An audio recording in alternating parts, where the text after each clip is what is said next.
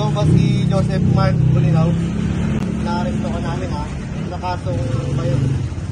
Arestado ang isang lalaki sa isinagawang operasyon ng District Special Operation Unit kasama ang District Intelligence Division ng Northern Police District matapos na makasuhan ng paglabag sa PD 1602 o Anti-Gambling Law. Dahil dito nagpalabas ang Metropolitan Trial Court ng warrant of arrest laban sa akusado na ipinalabas ni Presiding Judge Benelita Jocson Mones Borromeo, Branch 84, Caloocan City.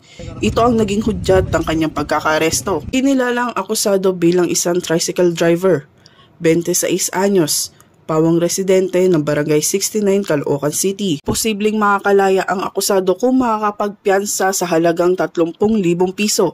Sa ngayon, ang akusado ay nakakulong sa NPD Custodial Facility Unit. Natuklasan pa na may aktibong warrant of arrest pa ang akusado para sa violation of City Ordinances of 0862 o mandatory use of face mask at City Ordinances of 0849 o curfew. Ang matagumpay na operasyon ay bunga ng magandang ugnayan at pagmamalasakit ng mamamayan at kapulisan sa komunidad na magdadala sa kaayusan at kaunlaran ng bansa.